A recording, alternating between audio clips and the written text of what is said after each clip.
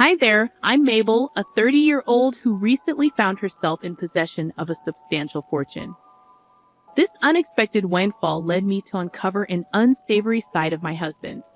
Today, I'll share this tale and how I inadvertently sought retribution against two individuals simultaneously. But first, a bit more about me.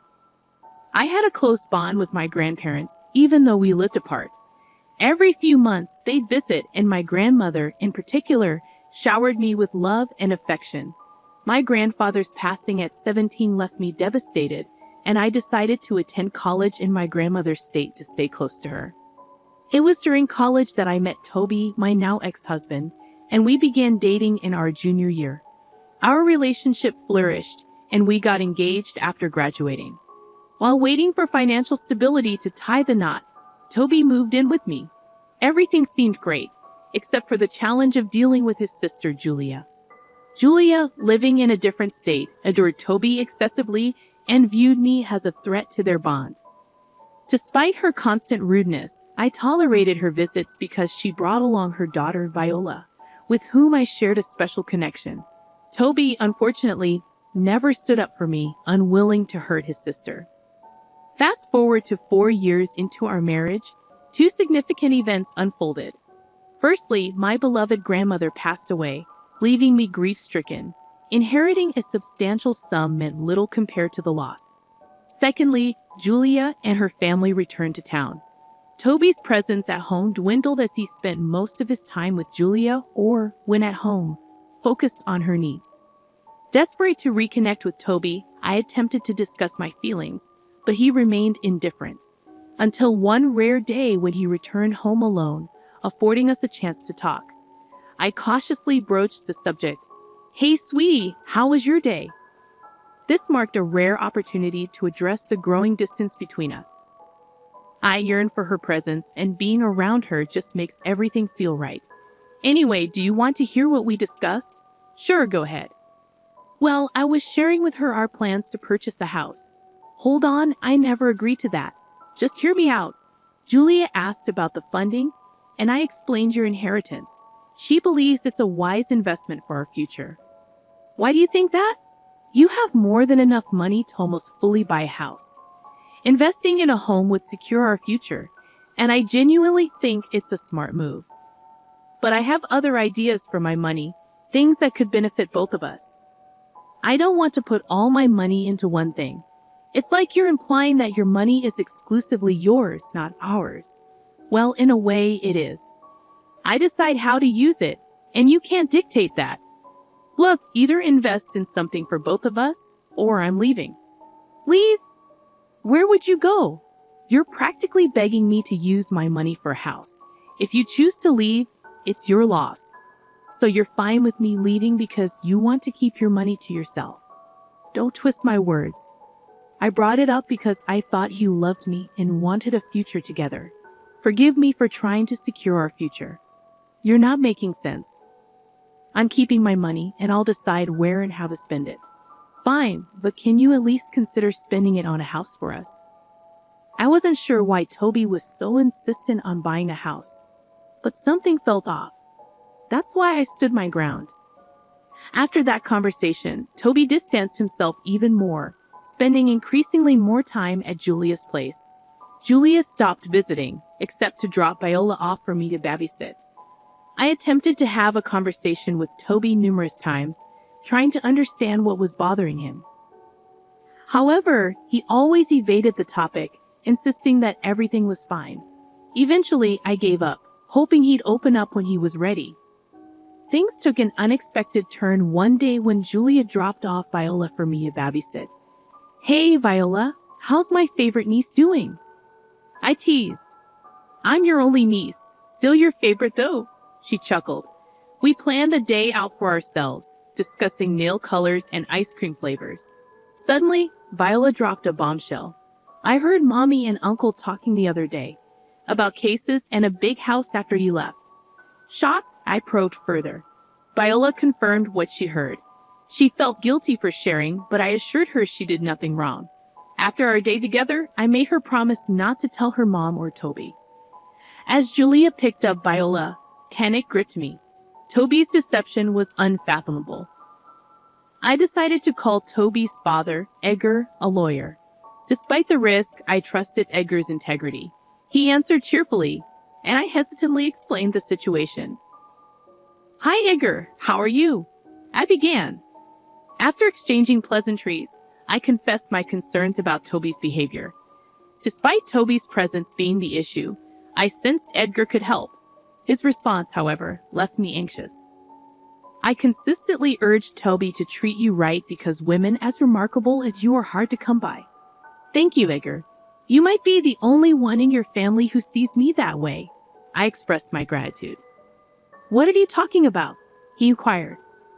I recounted babysitting Viola, who disclosed that Toby and Julia were plotting something against me. Edgar was taken aback, seeking clarification. Viola didn't know the specifics, but there was mention of a case and plans to take money from me. Stunned, Edgar asked, "What in God's name are you telling me?" "I also don't know what's going on. I'm worried, and I thought I'd come to you for help, considering you're a lawyer." "Good job coming to me. Do you believe Viola?" he asked. "I do, especially because Toby has distanced himself from me in the past few months. I tried talking to him, but he never took me seriously." "Why do you think Julia is involved?" "Ever since she moved back, they've been spending a lot of time together. I get that they were apart for years, but recently, Toby's been at her house for hours every day. It's a bit odd. Something must have happened a few months ago that triggered Toby's strange behavior." "Ah, what happened a few months ago?" "I received my grandmother's inheritance after her passing, a substantial amount. Toby wanted to use it to buy a house, but I was hesitant. Since then, he's been acting strange. My guess is they're planning to get their hands on my money." Edgar expressed concern for his children's actions, apologized, and suggested meeting at his office the next day to discuss the situation further. Grateful for his support, I took a day off and visited his office. Edgar apologized once again, but I insisted on focusing on finding a resolution. We suspected Toby might seek a divorce, so our first step was to contact reputable divorce lawyers in the city for advice, limiting Toby's options due to a potential conflict of interest. The next challenge was unraveling their plan to take my inheritance. Thankfully, Edgar was by my side, offering guidance and support. I had the foresight to keep my inheritance money in a separate bank account, never using it for Toby or myself. Though I intended to purchase luxury items for Toby, it became clear that it wouldn't happen since they couldn't access the funds. Edgar and I suspected they might resort to outright theft. Knowing I could control the situation by setting a trap, I utilized the advanced security system in my apartment, a precaution against potential break-ins, which Toby knew about and agreed to when he moved in. Subtly, I hinted to Toby that my bank details were on my laptop, feigning bank troubles he could assist with. Furthermore, I informed Toby of plans to meet a friend over the weekend, leaving him alone at home. Edgar acted as my alibi. During our conversation, I received a notification of a transfer from my account to our joint one. Alerting the police upon my return, I confronted Toby. Sitting in the dining room, Toby initiated the conversation. "We need to talk." "About us?" I inquired. "We're not working out," Toby declared. "I agree," I replied, surprised. "You agree? What do you mean?" "For one, I didn't appreciate you threatening to end things over money. I would have spent it on both of us had you not done that. I didn't think you would. And that's another issue. You think so little of me. That's not a sign of a good partner. You've been selfish since the start, and I tolerated it because I loved you." "How was I selfish?" "I helped you pay off your student loans first, not mine. I supported you for a year when you were unemployed. I sacrificed a lot for your happiness. Don't act like you were righteous. I would have done the same for you. You never helped me out," Toby countered. "Why would I expect you to sacrifice your comfort for me when I was sick? You're just trying to make me feel bad," Toby retorted. "No, and my last reason for not wanting to be with you is that I don't want to be with a lying, manipulative thief," I replied. "What are you saying?" Don't think I don't know about what you and Julia have been planning. I saw you transfer money from my account into our joint account. I know you wanted to split that during the divorce. No, don't even bother. I know about everything. You are a pathetic man, and I see no reason to be with you. Well, I'll still get half of what I transferred into our account. I still win. Will you? If I recall correctly, I had security cameras installed in my apartment, and you made that transaction from my laptop when I wasn't at home. I've already reported you for theft. The police should be here anytime soon. You did what? Oh, here they come. Good luck. I'll see you in court. The relief of finally seeing Toby pay for his actions was unparalleled. The following weeks were a nightmare of courtroom sessions and evidence viewing. Along with the theft charges, I filed for divorce. Edgar, my lawyer, fought diligently to ensure Toby paid properly for his crime. Edgar won the case, and Toby was sentenced to 2 years in jail with an additional $30,000 fine. Nothing tasted sweeter than the flavor of revenge. As Edgar and I celebrated our victory, Julia approached us.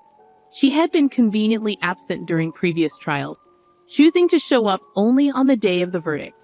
That in itself spoke volumes.